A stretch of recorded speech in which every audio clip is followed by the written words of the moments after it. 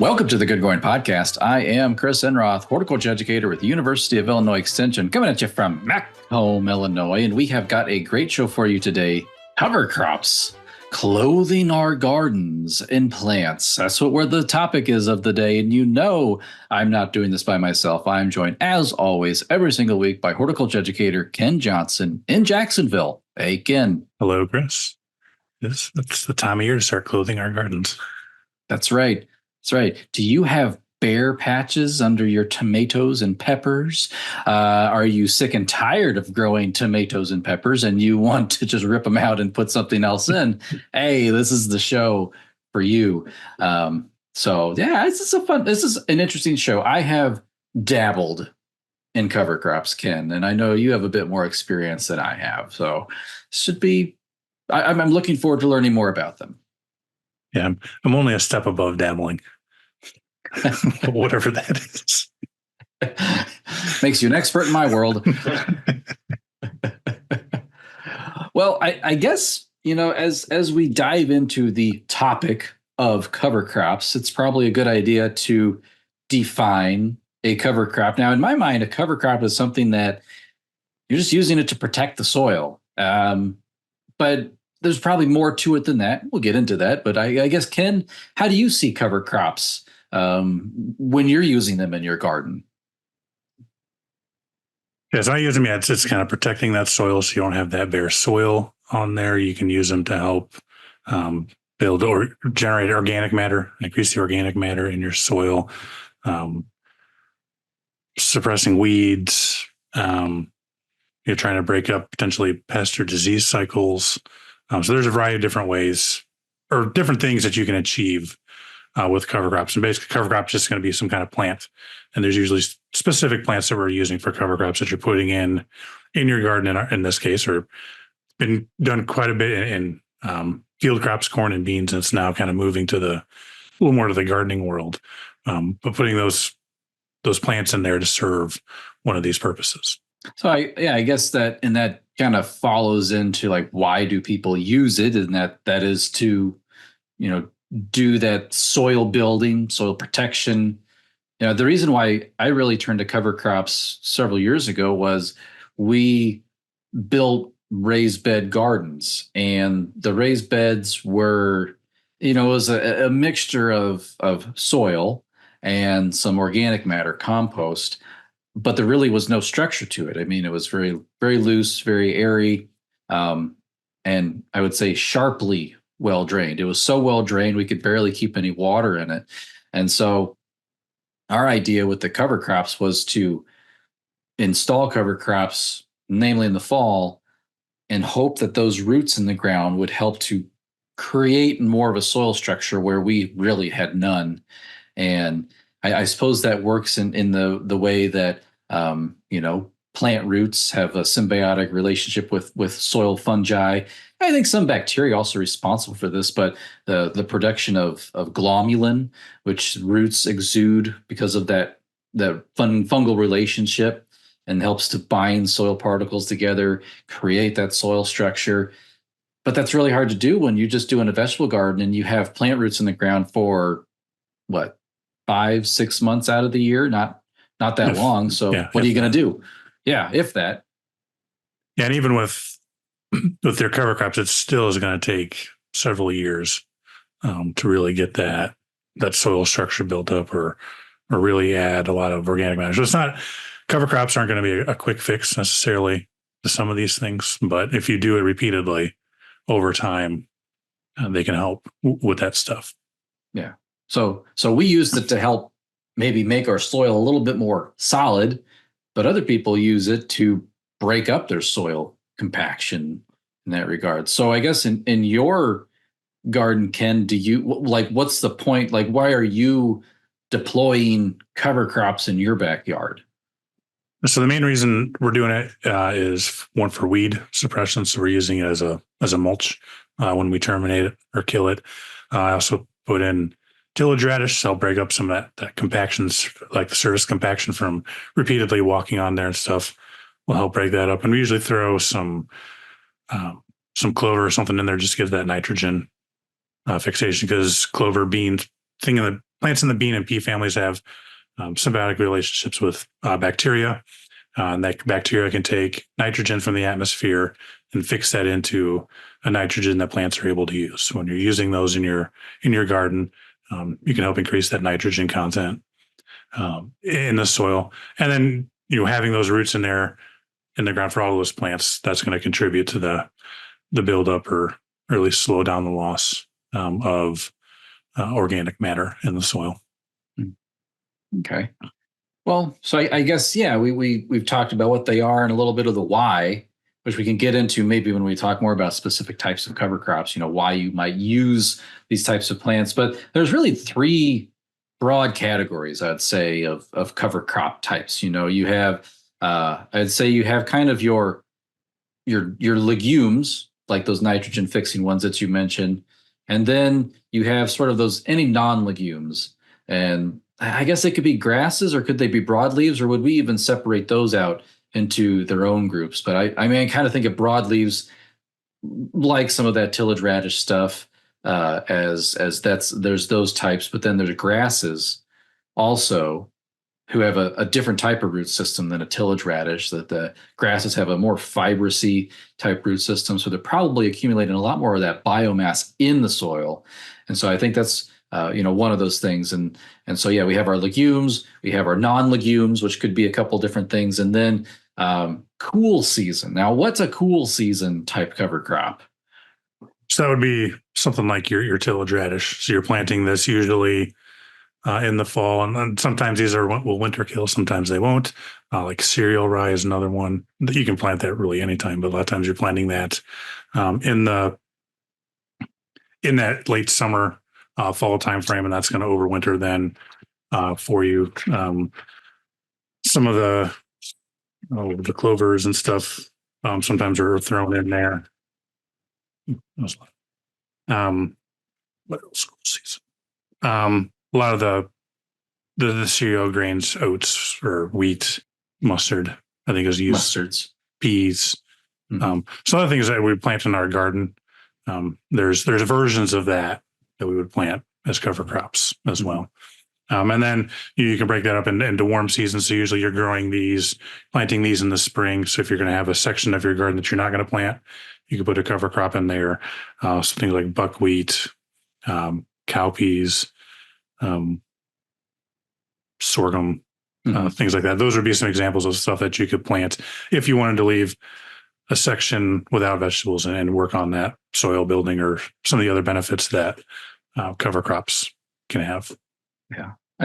We have in our community garden, any garden plots that aren't claimed are often planted with a type of cover crop. In the past, one of my favorites has been sunflower, which I don't know how much soil building that does, but it sure does look nice. It looks a lot better than just letting it grow up like an empty community garden plot growing up in weeds or something like that. So planting it in sunflower, that's another way. And I've used that actually before. We at our food donation garden up in Galesburg, we used a branching sunflower. I think the cultivar name of that was, or not cultivar, the variety name of that was Joker. And it was just like we were taking a little bit of break from a part of this garden, and we used our little push seeder, and we dropped in a bunch of sunflower seeds, again, branching. So it's a ton of sunflowers occurring in this little section here. I don't know how much soil building sunflowers give, but it sure did look nice. So maybe that aesthetic also plays into that a little bit too, where instead of letting it just be fallow and just do whatever it wants, we put something in there, some type of a monoculture type appearance, and we're kind of like, makes us feel good to see that. Yeah, that's another use of cover crops we did mention. For pollinators or beneficial insects, especially those that you have growing during the summer, the flowering ones, you can draw those in. Especially with like your beneficial insects, and then keep those around, and they'll go out and attack potential pests that you may have as well. Yep. I think it was the USDA has a study where they looked at, this is out in California where they grow lots of lettuce. And so they planted I think it was more interplanting, but you could call it a cover crop of sweet alyssum. And they noticed that the sweet alyssum brought in a lot more, say, hoverflies, syrphid flies, whose larvae are predators of aphids. And so they noticed when they planted that sweet alyssum within their lettuce fields, they found better biological controls in that regard too. So these plants they do more than just build soil. Yes, there's a lot of things that they can do. Yeah, another thing we forgot to mention, kind of fumbled this, what they can do. Another one is scavenge nutrients from the soil as well. So if you've got fertilizer, during the winter, nothing's going on, or in the spring, you're getting rain, you're losing that nutrients to run off or and stuff. Those cover crops can take that up and hold it. And then as they break down, slowly release that so they can help scavenge some of those nutrients that you may otherwise lose in a fallow situation. Mm-hmm. Yeah. Yeah, I always thought that was interesting how we term that, scavenging nutrients. But yeah, they're essentially just a temporary hold of those nutrients that once that plant dies or we terminate it in some way, it breaks down and it releases those nutrients back out once the plant begins to break down. So yeah, I like that. I don't call them fumbles, Ken. These are just remembering as we go, and we'll make it to the end zone. So don't you worry about that. Show notes are going to be interesting this week. They sure will, yeah. So I guess, Ken, the other thing, I mean, you use these in your backyard. So are you noticing any difference between like when you have put in a cover crop in your yard, and maybe specifically you're doing cereal rye in a portion, correct, in your yard, you crimp that down. Do you notice anything different the next year when you're growing stuff? So I don't have an area or if I have an area that I don't put in the cover crops in, it's usually because I planted garlic or I want to put some early spring crops in there. So it's not necessarily an more apples to oranges comparison, but as far as plant growth, I haven't seen necessarily any negative growth to it. With the way we're using it as kind of a mulch, we have a lot fewer weed issues. The stuff I crimped this year is still there. Instead of before we were doing this and just had bare ground or trying to bring in straw or something like that and not getting very good coverage, you spend sometimes a couple hours a week weeding. Now it's 15 minutes, if that, a week. You just kind of go through real quick, and while you're harvesting, there's a weed, pull it up real quick. So that's been the big difference for us, is just the reduction of weeds that we have. And it took the first year, there's still quite a decent amount popping up. But now that we've done it for 3 or 4 years, we're really getting that kind of that weed suppression in this as we figured out how to seed it better and a little trial and error and all that. Well, I guess when we think about what types of cover crops we can look at as gardeners, I mean, I have my personal favorite, and that's the ones where I don't have to do anything other than throw the seed out. Like, the nice thing about clover is you can throw that seed out. You really don't have to do anything. It'll just sprout. Like, you can maybe take a leaf rake or something and sort of scratch it in a little bit to the soil surface, but you oftentimes don't even need to do that. Just have to make sure that it's getting plenty of water and it'll sprout and grow clover. I mean, that's pretty nice, but probably my favorite ones are the ones that will die on their own. I don't have to crimp or spray or till or do any of that. And that's namely, I think we call that the winterkill. And so I have used these in the past. These are predominantly, again, it's those winter peas or peas, oats also will winterkill, and then those tillage radishes will also winterkill. And so really those 3 types, and I think you can intermix them. The tillage radish I don't usually mix with them. A lot of times I'll throw the tillage radish somewhere where it's a new planting bed, a new spot somewhere. Maybe I'll put potatoes there the next year. I want to kind of break that soil up a little bit more extensively than like a pea could, or the wheat could. or the oats, I mean. Um, so yeah, I like the winter kill types. I sow them in the fall, pretty much right underneath my tomato plants, and then that frost comes along, rip out the tomatoes and peppers, and then I have a nice cover crop already underneath that's going. And usually it takes a pretty hard frost to then eventually kill them, which then leaves me with a nice mulch then that following year. So good weed suppression, got roots in the ground, protecting the soil. I'm checking all my boxes.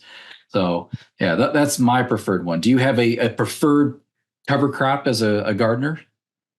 Yes, we kind of do a mix. So we've got cereal rye, which is kind of the predominant one we have in there. Usually mix in some clover in with it, and then the tillage radish. So we do a mix of those three. Um, and I try, if I've got areas of bare ground, I'll try to kind of rough that up, and I just broadcast it. And usually we still have a lot of that cereal rye mulch left over. So I'm just seeding into that. And if it's really thick, sometimes it gets a little patchy. Last year when we were doing it, we got lucky. We had a pretty heavy rain pretty much as we were finishing putting the seed in. So it all got watered in really well. So we had really good establishment. This past year, other years we've done it, haven't gotten good soil contact, or it, didn't get into the soil as well. So it was kind of patchy. So again, kind of playing around with that, scratching that soil surface. If people were wanted to do this, you could get a seeder and put it in there, or lightly till. But I would argue if you're doing a lot of tillage, you're necessarily defeating the point of cover crops, but you don't doing these cover crops a lot of times is try to reduce that soil disturbance. So, do that lightly. Don't do it real deep to get those in there. And so like the tillage radish, that's a winter kill, and that is one. It's usually hard frost or two. And it does not smell particularly good for a week or two after it dies. It's a little sulfury. So you've been warned. And the clover and the rye will survive the winter. Usually at the cereal rye, you just have these little tufts. And then spring, as it warms up, it takes off, and it'll end up being 5-6 feet tall by the time we terminate it. And then I've got to go in and terminate that, which is a little more work. You could kill that really anytime. But I like to do it by crimping. So you have to wait until it starts flowering. Because if you crimp it before that, it'll pop back up most of the time. So you've got to wait to really kill that off at the right time. Okay.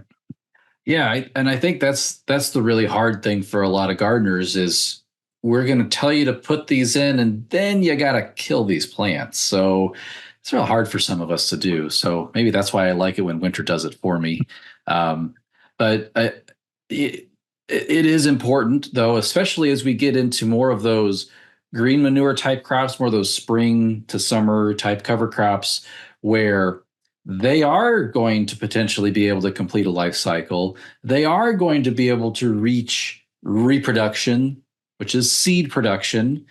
And if you don't, like, if we take buckwheat, for example, if you don't, which is a very nice cover crop, it's very attractive to pollinators.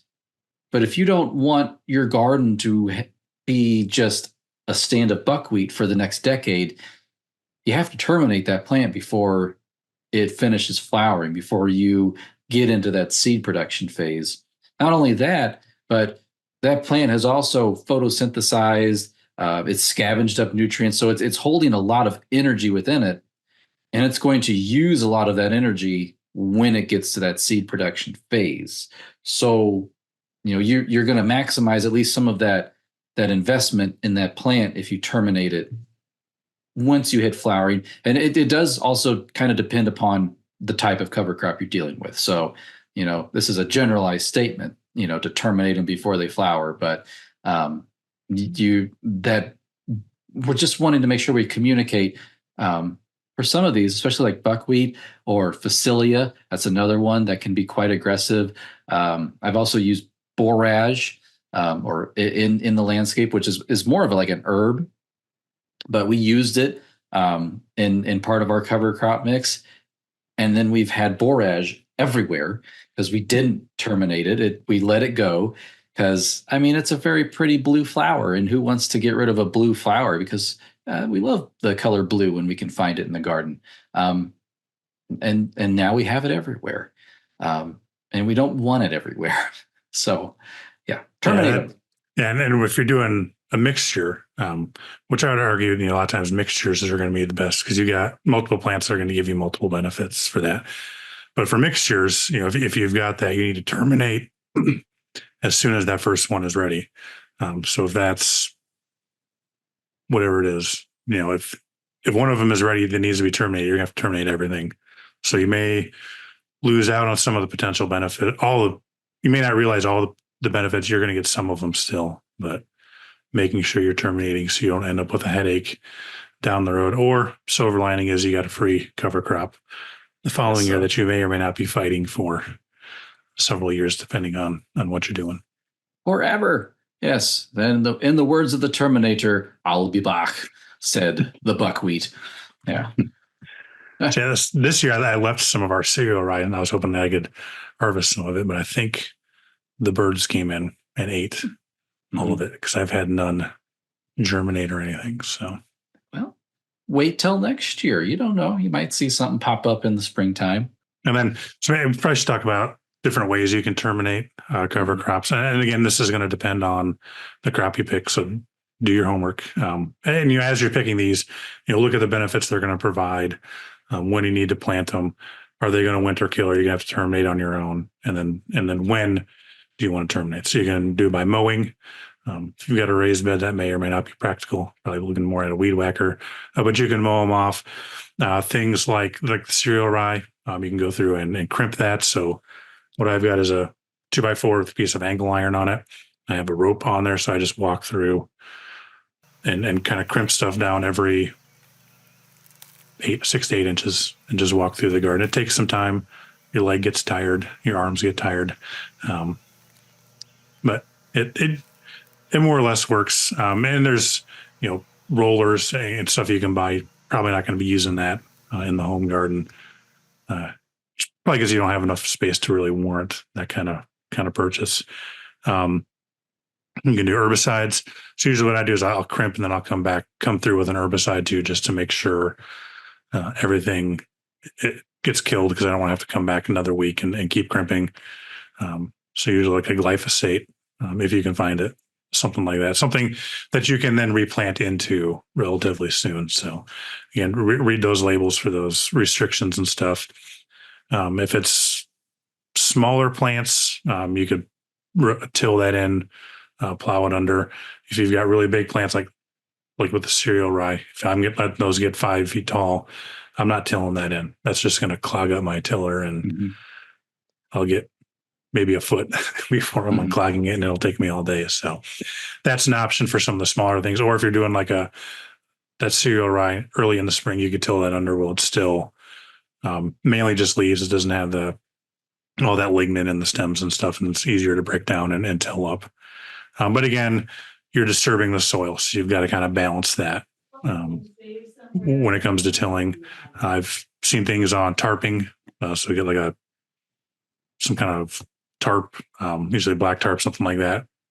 And usually you're going to use mowing or crimping or something like that, and then tarp that to make sure everything is killed. You leave that on for a couple of weeks, let that heat up and smother everything so no sunlight's coming through to kill that. So a lot of times you're going to use multiple techniques to terminate your crop.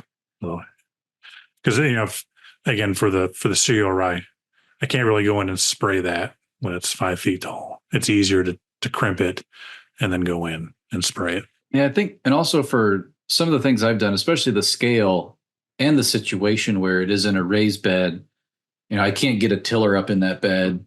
I don't really want to either. I don't want to be tilling my raised bed as I can. So a lot of it was hand cultivation, and in a 4x8 bed, that's not that difficult. Kind of just went through with kind of a sharp, weeder, and cultivated everything, pulled stuff up, flipped it over, and that's how. I've done a few of our situations here in raised beds where it's too much or too tall and too much effort to really get any type of tiller in there.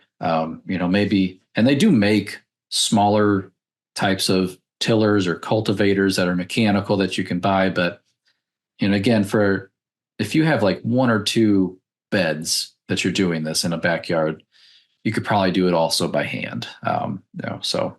Just pull them up, flip them around, knock the soil off the roots, and then you can lay those plants down as a mulch. They'll die and dry out and go through maybe a few weeks later because some things might have rerooted. That happened to me. So, and I'm speaking from experience here because when I wanted to do a winter kill crop, wound up being one of the warmest winters on record. It was like 2017 or something like that, and we didn't get, a good kill on our winter kill cover crop, and so I had to go in and actually just pull them like weeds in the spring. So, but it still worked, and it worked great. Actually, created a very nice mulch for us to then we planted sweet potatoes into those sweet potato slips. So it worked out wonderfully. Even though, I had to do it by hand. Get a scythe. Yeah, get a scythe. I like the tarp idea too. That'd be a nice thing to try. Gardening's work. That's the way we do it. We do not garden because it's easy. We garden because it's hard. So yeah, do those cover crops. A little extra work in the spring will benefit you. Give you some less work in the summer, hopefully. Mm-hmm. When it's hot and gross. That's right. Gotta get our sweat on. Yeah, use our calories. So that's what we do. And then that tomato tastes better.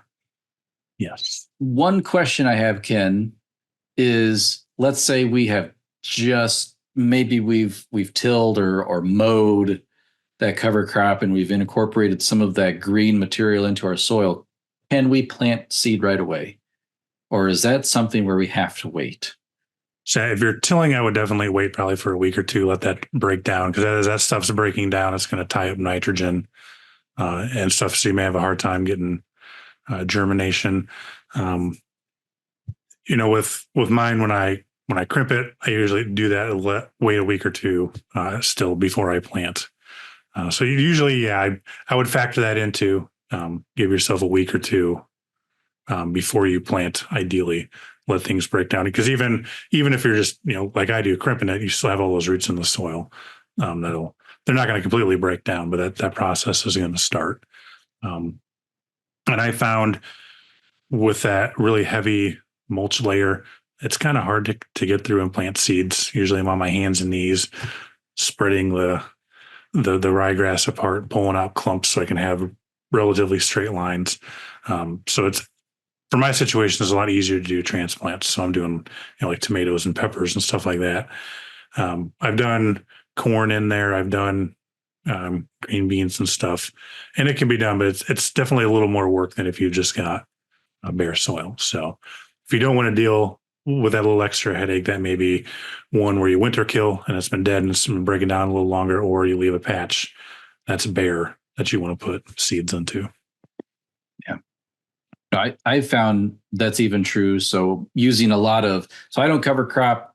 I really haven't done much of it at home. It's more just been a work thing, but at home, it's more of a mulch layer, but it's a similar situation where, it's really hard to start lettuce from seed in mulch. And I'm sure just as hard in like a crimped cereal rye. And so that's why I grow a lot of lettuce in pots and containers and stuff. I find maybe an area where I can cultivate the soil a little bit better, open it up, keep the mulch off. And so, yeah, I find I use a lot more transplants, whether it's going into a terminated cover crop or maybe an alternative to cover crop, like a biodegradable mulch. Whether that's straw, wood chips. I know some people like grass clippings, which I don't like. I don't usually recommend people use grass clippings, but you can use them, I guess. Yeah. Made up with a few more weeds than you normally would, but you would. Yeah. Yes. And a lot of folks too forget that they might treat for dandelions. which that herbicide persists then into your vegetable garden as clippings. Yeah, so maybe we should touch on some of the drawbacks too then. So, planting, depending on how you're planting, that can be a little more difficult because of all that extra debris in there. I guess there is a potential for some of these, they can harbor pests or something. So a lot of the cereals, I'll have aphids and stuff on there that may or may not, you're growing sweet corn or something, maybe could transfer over to that. I'm trying to think, if you're growing a legume, peas or something like that, there's potentially host pests or diseases that would then get onto your peas or beans that following year. Mm-hmm. I think you're right that with that extra debris, we probably need to adjust. Going back to that aesthetics thing, my brain's always kind of also how does it look or how does it feel as a gardener? We garden because we enjoy it. It feels good. And we kind of like seeing that and smelling that and feeling that freshly tilled soil. But with cover crops, like Ken mentioned, you're going to have more debris. It's not going to be exactly like that feeling of a blank slate. Because there were once plants there just a couple weeks ago. Yeah, so there's stuff on the ground. We have to adjust to this new aesthetic of how that soil will appear, how it will feel, how it will smell. Maybe I don't know. I think soil always smells like soil, but it'll be different. Yeah, and then with that debris, that can also potentially harbor pests. So I don't know if anybody's ever really looked at this, but with like squash bugs, they like hiding in debris. So if you've had issues with squash bugs and you're putting all this extra debris in hiding places out there, it may be a little more difficult to potentially control those in pumpkins and stuff like that. I've seen in mine, again, this is just anecdotal. It seems like I have more slugs in my garden, not necessarily causing problems on my plants. But when I go in there and dig through it, I've got a lot of slugs, pill bugs, sow bugs, roly-polies as well, whatever you want to call those. And I do finally find those occasionally feeding on the roots of plants and stuff. Again, I don't think there's any significant damage, or if there is yield losses, I've still got plenty of more than I need. So any yield loss, it's not really bothering me. But if you're growing root crops, potatoes, carrots, something like that, that could potentially be a problem. I've seen those occasionally get into those and start eating on those. You get these pits and stuff, and that opens up for disease on potatoes and carrots and things like that. So it's not all, rainbows and unicorns. There could be some potential drawbacks, but I think, in my experience, in my opinion, I think those benefits far outweigh any potential issues you may have with them. Mm-hmm. And I think it's important to know, a cover crop is not necessarily a silver bullet.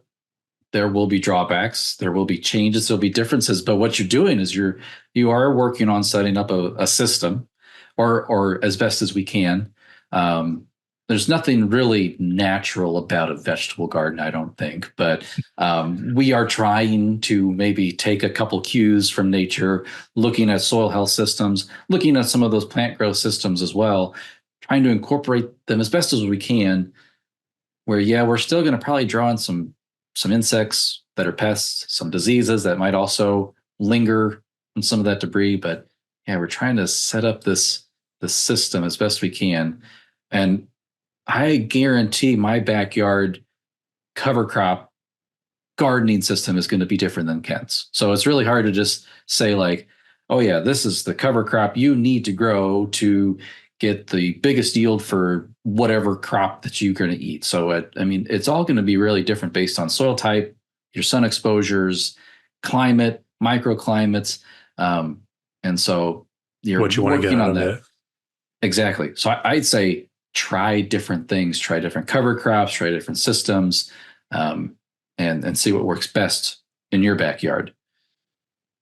Yeah. And when it comes to, picking these out, there's a lot of resources out there. Purdue Extension has got a pretty good document on cover crops. What's that called? We can put that in the show notes. Where did I put that? There you go. It's called Cover Crops in the Home Garden. But it's got a nice table there on the different species, how much you plant. So for example, cereal rye, you'd plant 2 to 4 ounces per 100 square feet. And their dates are going to be pretty similar to pretty much the same as Illinois. So you're planting cereal rye from early August into November. So this is one that's got a really long planting window. Termination options. So they've got chemical tillage, crimping, mowing.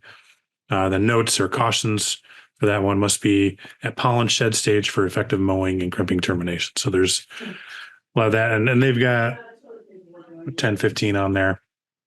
Midwest Cover Crops Council has got a cover crop selector tool. Right now, it's just for row crops. They've got a vegetable section that's coming. It's been coming for several years. So, but you can still use the row crop ones, and you can put in, I think it is up to three things. Like I want to get these 3 things out of the cover crops, and that will spit out those different cover crops that are going to best fit those different qualities you want, or the things you want them to do, whether it's weed suppression, soil building, scavenging nutrients, fixing nitrogen, all of those. And then you can get an idea of what those are, and then you can go see if you can find those. I get mine from online from garden companies. They're selling vegetables, a lot of vegetable seeds and stuff. A lot of those companies are getting more into cover crops and having more of those available as well. So, and a lot of those have good resources too. Yeah, I'd say, it doesn't matter really who you choose. If you want, they have, phones, emails, you can reach out to them, describe maybe what the 3 things are or whatever you want to get out of using a cover crop, and they might be able to suggest what species would work best for you. And shop around, look at different companies, see what they all have to offer, see what might best fit in your situation. One other thing, Ken, so you sent this, shared this SARE document also about cover crops for pollinators. But is this, so that would be something that you could have growing in a fallow field. This could maybe be something producing floral nectar resources in the spring and the fall. But I'm thinking about the summer when our vegetable gardens are jamming, they're producing. And I guess the one thing that people have asked me about is, do cover crops compete with our vegetable crops if they're planted nearby? And to me, we're almost bridging into, and we probably are overlapping into an interplanting type situation. As we described, sort of with that sweet alyssum and the lettuce, that's more of an interplanting. It's less of a cover crop, I think. But I suppose you could bleed into each other in that regard. I don't know. Do you see any situations of competition when it comes to our pollinator cover crops that might outcompete our vegetable plants? I guess maybe a potential risk, but there's still going to be other things flowering in the landscapes. You're always going to have that competition. Mm-hmm. So I guess if you're really and most of our crops, it's not like a tree fruit where everything's blooming and then you're done. So with that, you can go in, and if you had something blooming, you could mow those flowers off and then come back out. I guess that could be an option if you're really concerned. Would be mow that down or time that so they're not blooming at the same time. But again, because you think about tomatoes, those are blooming for months potentially. Yeah. And then those don't necessarily need pollination. But yeah, I guess there's a potential, but I don't think it. Personally, I wouldn't be really concerned about it. I think we've got a patch of cosmos in our vegetable garden that we planted, I don't know how many years ago now, that just reseeds and comes up every year, and it's just there. We still get plenty. I mean, it's not a giant patch, but we still get plenty of pollination. We've got a native planting probably 50 feet from our garden. It's all kinds of flowers. We don't have any issues with pollination, whether it's cucurbits, beans, tomatoes, peppers.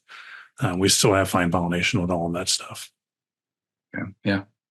And maybe the issue I'm having with some of this is they're calling them, sometimes they call them perennial cover crops, which to me, that's a ground cover. But maybe I'm perspective.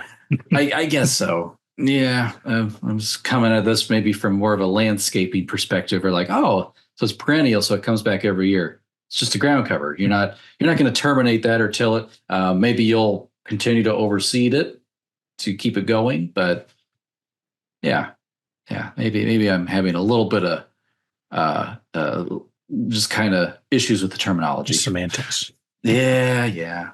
So, and I haven't done cover crops in the summer. It's something I've been meaning to do. Like this year, we expanded the garden a little bit, and I just mulched everything. I didn't, just because of timing, I didn't have time to put cover crop down. But that's something I want to try. Especially as we kind of take a patch out of production, just we've grown there for multiple years, is try some more of these summer cover crops. We've just done the plant in late fall or late summer, fall cover crops. Mm-hmm. Yeah. Well, I guess there's another question that I have gotten before when I've talked about cover crops and I've explained what you do, why we do it. And then someone says, well, why don't you just leave your tomatoes there all winter long? Aren't you going to get the same thing? Ken, why don't we just leave our tomatoes and squash and peppers in the ground after frost? You can. Probably not the best idea in the world. Yeah. You can do anything. Yes, you can do whatever you want, but I would not recommend it. So with those, it doesn't really matter what the crop is. If you leave that debris behind, a lot of the diseases that we get, we'll take tomatoes, for example, a lot of those leaf spots, those will overwinter on plant debris. So if you leave that out there, all that inoculum, all that stuff that's going to potentially infect your tomato plants the following year is already there. Pests, a lot of pests may overwinter on the debris as well. So you're potentially setting yourself up for a lot of problems if you leave that debris in your garden, just because all of those problems are there potentially as well. So that's why you want to clean that up, get as much of that out of there as you can, because you're probably not going to get rid of everything, but you're going to reduce a lot of that inoculum or those pests by getting those out of there. Another reason why we rotate, that stuff's in the soil. We move that further away, it makes it harder for that stuff to infect. So while you can do it, you're probably setting yourself up for some headaches. You may get away with it for a year or two, but as that stuff starts building up, you're going to see more and more problems probably. Yeah. And we're breaking that disease cycle, or breaking that insect's life cycle. And so that's the important part. And Ken and I, we kind of did a little research before the show. It's not really an issue in Illinois. Things like nematodes, things like that, where you might use a cover crop as sort of maybe a pest suppressant, something that could reduce the amount of nematodes, like root knot nematode. It's not as big of an issue in Illinois, nothing that I've really had to deal with. I think it might be more of an issue down in the southern U.S. So I don't know much about it, but I think there's some research out there that does show that there are certain cover crops that can help to suppress certain soil-dwelling diseases and pests. Yes, nematodes are a problem in Florida. I had entire classes just on nematodes. Fun. That sounds exciting. They were interesting. Well, some people are into that stuff. Yeah. Yeah. And, speaking of chemicals, again, another, why do we use them? Fumble here. So things like CO, right? They can have some of those allelopathic chemicals in there that can reduce or suppress seed germination. So that's another way. Some of these could, Cereorize is the one that comes to mind for that one. There's probably others too. They can suppress some of that seed germination, which is another reason why you'd want to delay your planting. Let those chemicals break down, so you're not having issues with germination in your crops as well. Yeah. Well, that was a lot of great information about cover crops, using them in our backyards, even front yards. You could use them wherever you want. In your yard. Well, the Good Growing Podcast is a production of University of Illinois Extension, edited this week by me, Chris Enroth. Hey, Ken, thanks for hanging out with me as we fumbled our way to a touchdown on cover crops. So thanks for hanging out, Ken. Yes. Thank you. And another thing, yeah, like you said, it doesn't have to just be vegetable gardens. You get a clear patch and you're not ready to plant yet, put a cover crop in there. So it doesn't just have to be for the vegetable garden. Exactly. And that's getting more popular too. Yeah, more people are just saying, hey, I want to put in a shrub bed, but shrubs are expensive. What can I do in the meantime? Cover crop that sucker. There we go. Fumbled across the goal line there. Made it. Extra point. And let's do this again next week. Oh, we shall do this again next week. Is NFL season coming up? I don't know why we have all the football jargon on our brains, but well, we will skip ahead here and we will chat about hazelnuts. That'll be a fun topic. It's getting to be chillier, even though it's August and feels like September right now, but hey, whatever, I'll take it. So hazelnuts will be the topic for next week. So listeners, thank you for doing what you do best, and that is listening. Or if you're watching us on YouTube, watching. And as always, keep on growing.